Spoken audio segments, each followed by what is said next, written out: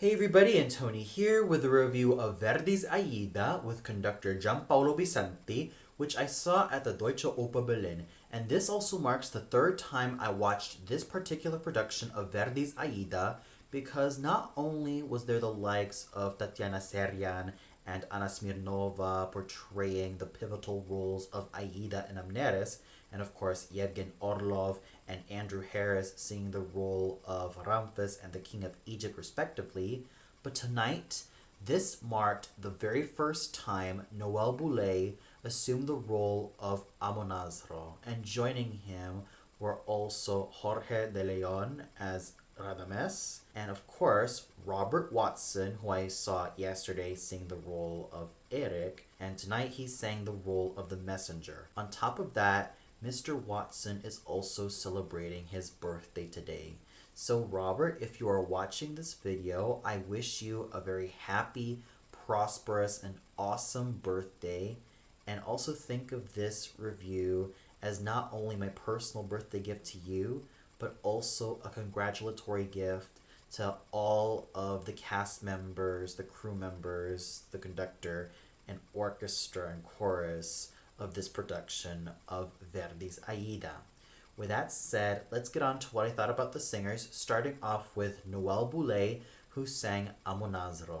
I was really excited for this particular gentleman because I have been following his career from the very first moment I saw him, and I knew that there was a wonderful, powerful, and dramatic voice to be present in this wonderful artist. He certainly stole the show as Amonasro, that I practically had my jaw drop at everything he had to offer. His signature round and rich tone was absolutely thrilling to listen to, and the way he was able to make this warrior king come alive with just the use of his voice was absolutely something to behold. And he was in absolutely wonderful shape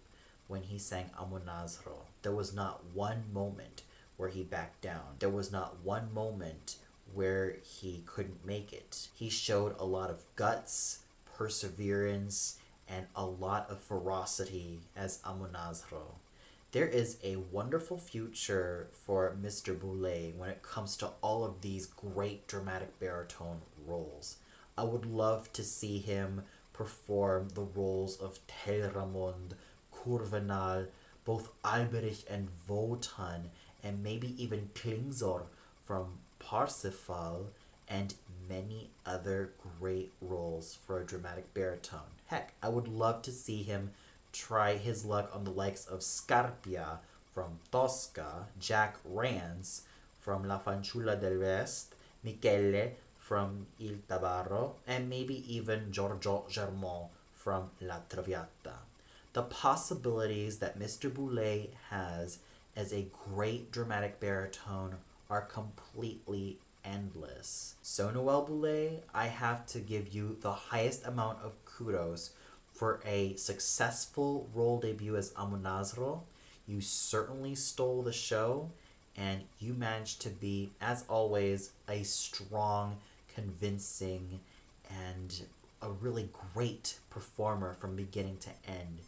You showed a lot of charisma, charm, and more than anything, power in that really iconic Verdi father role. Jorge de Leon was an absolute wonder as Radames, both vocally and theatrically. I love it when I see a dramatic tenor go all out singing Radames and give him the necessary amount of virility, blood, guts, and determination, and of course that heroic timbre which I love in any tenor singing Radames.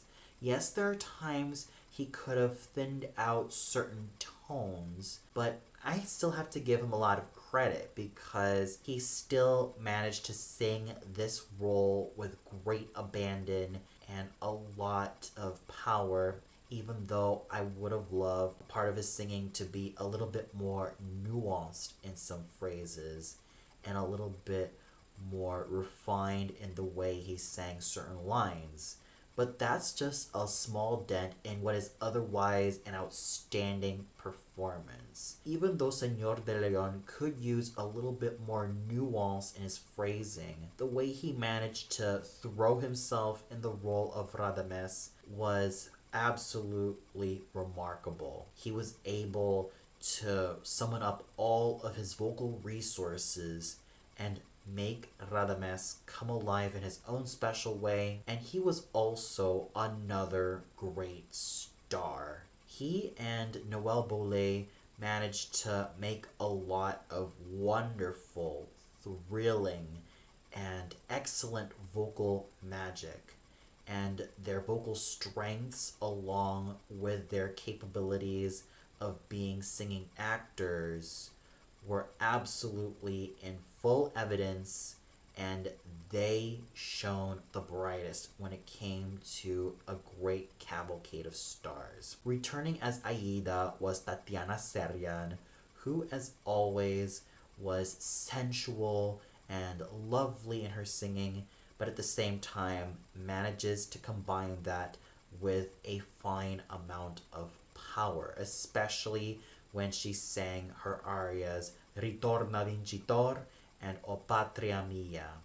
She was, as always, a solid dramatic soprano who managed to give the goods. Anna Smirnova was also fine as Amneris, as she also returned to this role at that very opera house. She was, as always, quite nuanced in making Amneris quite the spoiled daddy's girl, but at the same time, she managed to give her a lot of power and a lot of beauty added in to this iconic role, all thanks to that round and rich dramatic soprano voice with a lot of nuances coming from a true dramatic mezzo.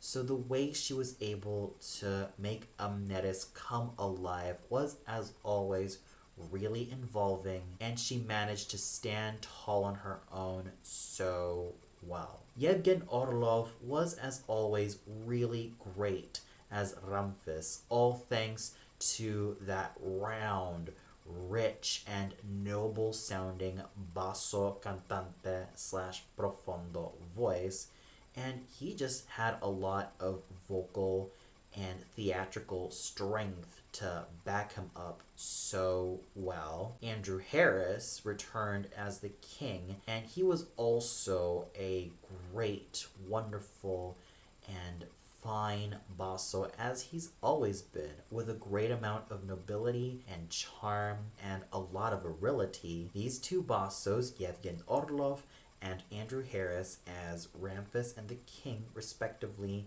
managed to also make a lot of thrilling vocal magic. Robert Watson, who I also stated is celebrating his birthday, gives an amazing vocal performance as the messenger, and he is always reliable from beginning to end.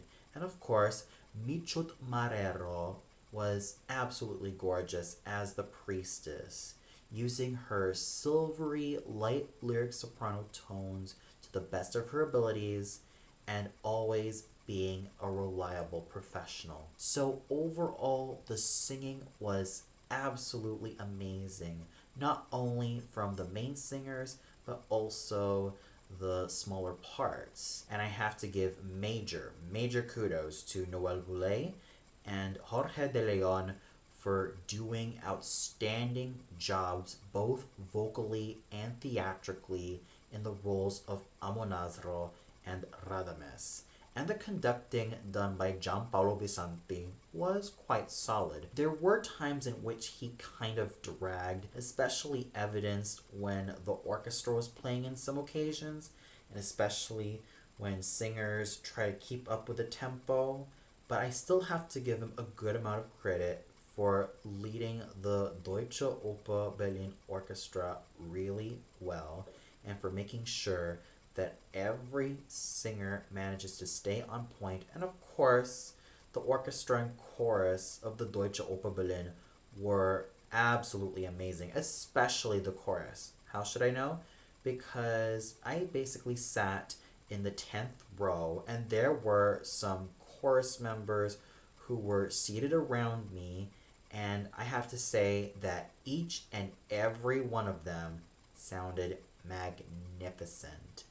They showed a lot of guts and determination and a lot of valor in their crafts as singers. So overall, with a successful role debut from Noel Bouley, who sang the role of Amonasro, and really great singing also from the likes of Jorge de Leon, Tatiana Seryan, Anna Smirnova, Evgen Orlov, Andrew Harris, Robert Watson, and Michot Marrero, and also solid conducting done by Giampaolo Bisanti, alongside great performances by the orchestra and chorus of the Deutsche Oper Berlin. This was an evening that was worth remembering. And for those of you who saw this particular production of Verdi's Aida, what did you think of it? Did you feel like Noel Bouley stole the show as Amonasro? Did you feel like Jorge de Leon as Radames stole Mr. Bouley's thunder? Or did you feel like there was another singer who kind of stole both Bouley's and de Leon's thunders? Comment below and let me know. Well, that's all for now. Be sure to tune in next weekend for my review of Mozart's Die Zauberflöte, also at the Deutsche Oper Berlin, starring Tuli Takala as the Queen of the Night and Shaban Stagg as Pamina. So until then, good night everybody.